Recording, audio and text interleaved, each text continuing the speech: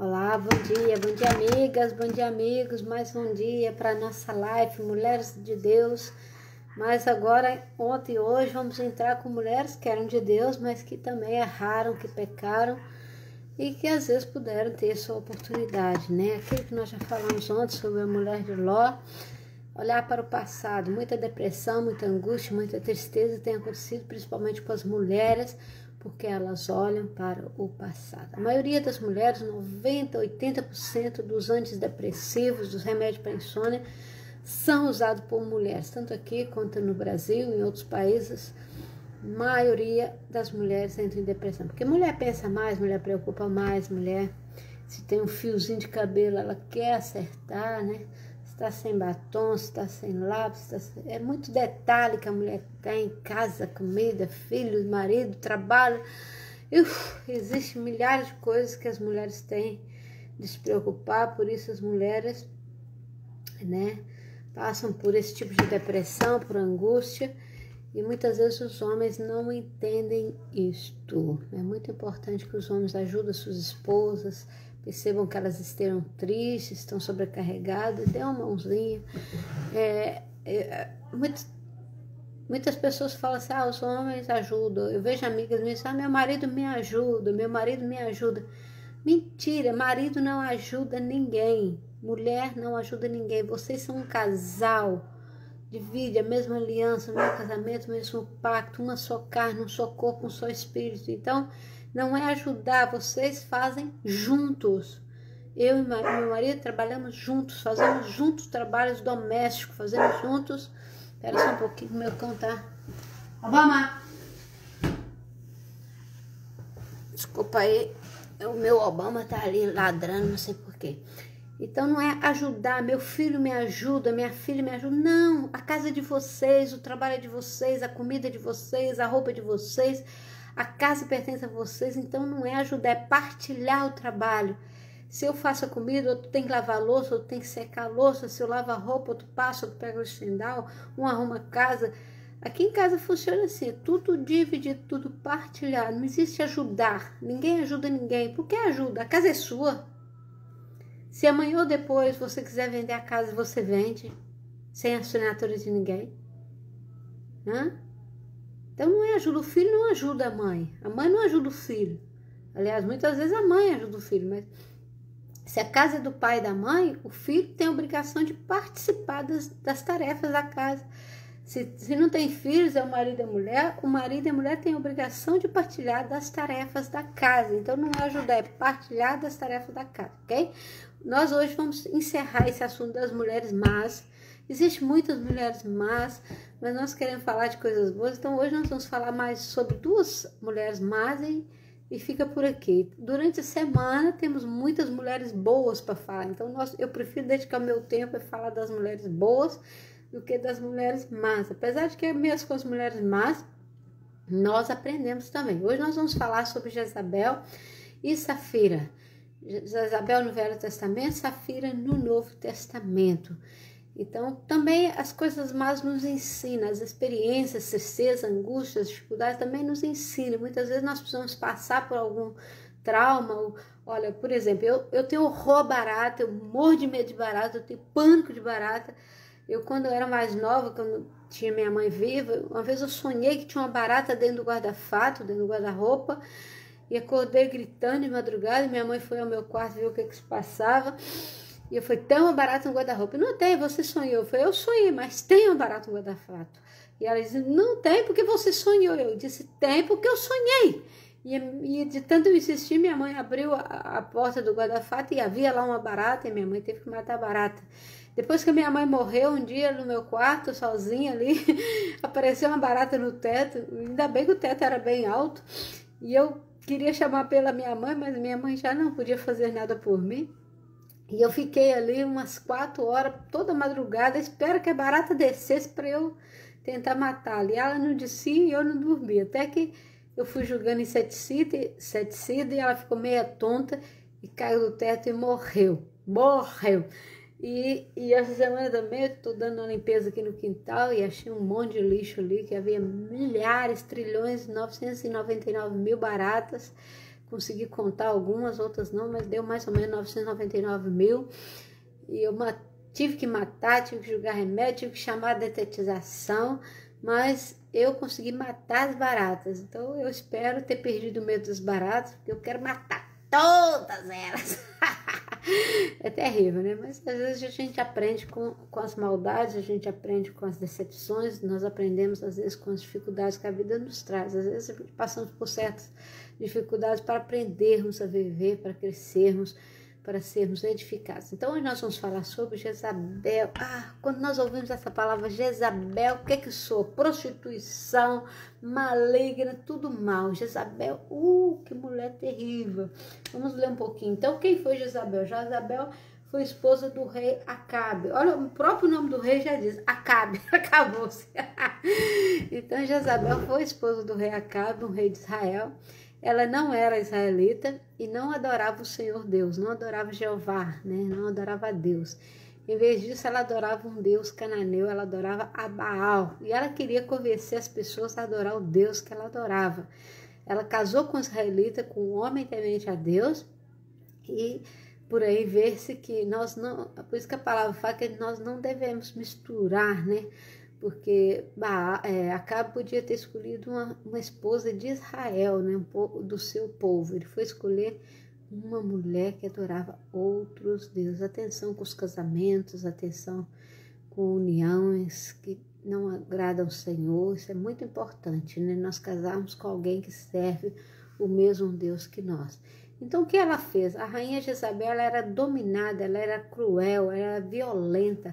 Ela promoveu a adoração a Baal, ela promoveu a imoralidade sexual, ela estava associada a tudo que era sexo, tudo que era prostituição, né? E ela tentou acabar com a adoração ao Deus verdadeiro, ao nosso Deus, né? Ao Deus Jeová. Essa história de Jezabel se encontra em 1 Reis 18, 4, 13 e 19, de 1 a 3. Você pode ir lá conferir. Então Jezabel, ela recorria a mentiras, ela mandava matar, né, para satisfazer os seus caprichos, né, como Deus já havia profetizado, né, que ela teria uma morte violenta e não seria sepultada. Assim foi a morte de Jezabel, né, ela foi morta e não foi sepultada, né. Eu não vou entrar em detalhes sobre a morte de Jezabel, mas vou deixar que Jezabel foi a mãe da prostituição. Eu penso que ela deu origem, né, à prostituição que existe hoje no mundo. Ela era cruel, ela mandava matar por prazer, né? Ela mandava matar por prazer, ela não tinha temor, né, de nada na sua vida, né? Mas mesmo assim aprendemos um pouquinho com Jezabel. Como eu aprendi com as baratas, vamos ver o que nós podemos aprender com Jezabel, né? Qual é o exemplo que Jezabel dá para nós, para a gente crescer, né? Então ela era imoralmente corrupta e sem escrúpulos, e o seu nome se tornou um símbolo de uma mulher desenvergonhada, imoral e desenfreada. Então nós devemos aprender que nós não devemos ser igual a Jezabel. Se alguém chama a gente de Jezabel, ou diz assim, você está parecendo Jezabel, então a gente fica logo ofendido. Eu fico mesmo ofendido. Eu pelo menos não conheço nenhuma mulher que chama Jezabel, a não ser essa da Bíblia. Penso que deve existir essas pessoas que adoram outros deuses, até tem honra por nome de Jezabel. Eu espero que vocês não coloquem esse nome nos vossos filhos, né? Muitas vezes as pessoas sabem a Bíblia, quem nunca leu a Bíblia acha um nome bonito, Jezabel, Abel, né? Então, olha, então nós vemos Abel, tal. Jezabel foi uma mulher má, a mãe da prostituição, ela matava por prazer, ela adorava Baal, ela não adorava o Senhor Deus, ela se autodestruiu. Então nós temos que pensar assim, que devemos adorar somente em Deus, somente Deus é nosso refúgio, somente Deus é aquele que nos fortalece, né? Que Deus possa assim, ter misericórdia de nós, que Deus possa estar nos abençoando para que nós não sejamos desses Jezabel, sejamos boas esposas, boas mulheres, tanto para a nossa casa, nossa família, como para a sociedade, né? Sabemos que a prostituição muitas vezes destrói lar, destrói casamento, destrói união, destrói família, né? Nós não devemos ser igual Jezabel, né? devemos pedir a graça e a misericórdia de Deus. Agora vamos falar sobre Safira. Safira foi mulher de Ananias.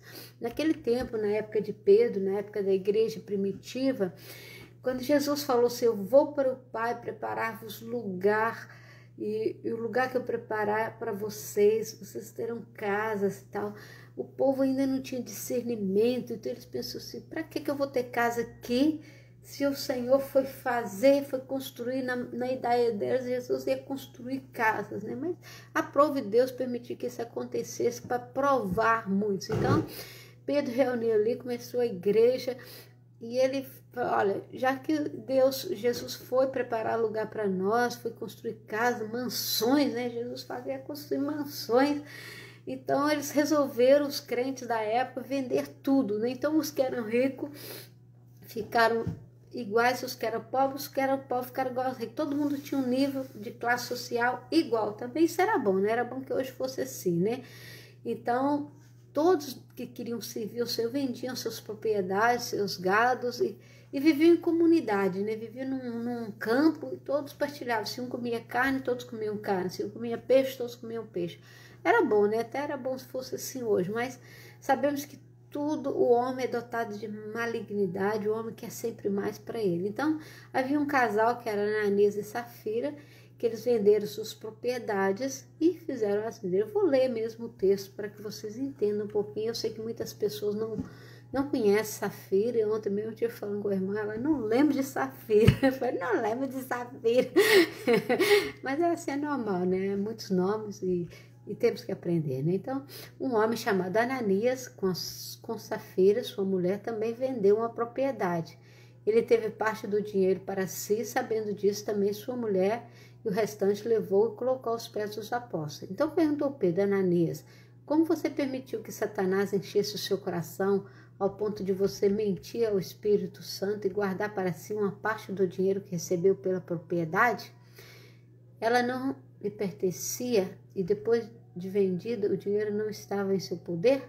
O que o levou a pensar em fazer tal coisa? Você não mentiu aos homens, mas sim a Deus. Ouvindo isso, Ananias caiu morto. Grande temor apoderou-se de todos os que ouviram o que tinha acontecido. Então os moços vieram, envolveram seu corpo, levaram-no para fora e o sepultaram. Cerca de 3 horas mais tarde, entrou sua mulher, sem saber o que havia acontecido. Pedro lhe perguntou, diga-me, foi esse o preço que vocês conseguiram pela propriedade? Respondeu ela, sim, foi esse mesmo. Pedro lhe disse, por que vocês entraram em acordo para tentar o Espírito do Senhor? Veja, então estão à porta os pés do que sepultaram seu marido e eles a levarão também. Naquele mesmo instante ela caiu morta aos pés dele. Então os moços entraram e encontraram-na morta. Levaram-na e a sepultaram ao lado de seu marido. E de todos os que ouviram falar desses acontecimentos. Então, olha bem para vocês verem que nós não devemos mentir, né? Ananias e Safira, eles perguntaram, está em Atos, tá bem? Então, eles venderam a propriedade, e como era costume da época, repartir por igual. Então, eles iam até Pedro, depositavam ali o dinheiro, e Pedro era o gestor daquele dinheiro, mais os outros apóstolos e discípulos na época, para dividir o pão igualmente a todos. E Ananias, quando chegou, Pedro perguntou qual o valor da propriedade, ele disse, e Pedro disse, mas não foi esse valor que você vendeu. E na mesma hora, Ananias caiu morto. E depois, passadas 3 horas, Safira apareceu e contou a mesma história. E Pedro disse, olha, estão aí fora os pés daqueles que levaram seu marido morto e também a levará. E no mesmo instante, Safira caiu morta. Não foi Pedro que matou, mas foi o rancor, o ódio, a mentira, o engano. Muitas vezes nós queremos enganar o Espírito Santo de Deus, nós queremos enganar Deus, nós queremos dar um jeitinho para Deus. E Deus não se engana, Deus não gosta de jeitinho. A nossa palavra tem que ser sim, sim, não, não. Nós temos que ser honestos conosco mesmo. Eu falo assim, eu falo que eu tenho muito orgulho de quem eu sou. Eu tenho muito orgulho da minha palavra. E eu, quando falo uma coisa, eu não admito. A coisa que me deixa mais triste, a coisa que me deixa mais angustiada é alguém duvidar da minha palavra. Alguém duvidar daquilo que eu falei. Alguém fala, mas será que é isso? Se eu falar, a minha palavra é sempre sim, sim e não, não. Eu detesto que duvidem da minha palavra. Eu não sou perfeita, eu posso errar. Mas eu não sou mentirosa, eu não sou enganadora. Eu posso não ter nada, mas o que eu tenho foi ganho, olha, com essas mãos, com a misericórdia de Deus, trabalhando. Então eu não gosto que duvidem da minha palavra. Uma vez aconteceu isso comigo, eu era adolescente e tinha um namorado. Adolescente para jovem, tinha 19 anos, mais ou menos na altura, né, saindo da fase para a juventude, tinha um namorado. E um dia, na igreja, na época ainda a igreja era bastante rigorosa, mas acho que está correto, o pastor chamou-me e disse, olha, Rose, a fulana de tal viu você saindo do motel com o seu namorado. E eu assustei-me, assim, motel. Eu nunca fui ao motel, e muito menos com meu namorado. Nós trabalhamos juntos e muitas vezes estamos juntos em trabalho. E ele chamou essa pessoa da igreja e disse, olha, a Rosa disse que não. E ela disse, sim, eu vi fulano de tal. Eu disse, não, eu não sei nem onde tem motel aqui, né? Mas eu não fiz isso.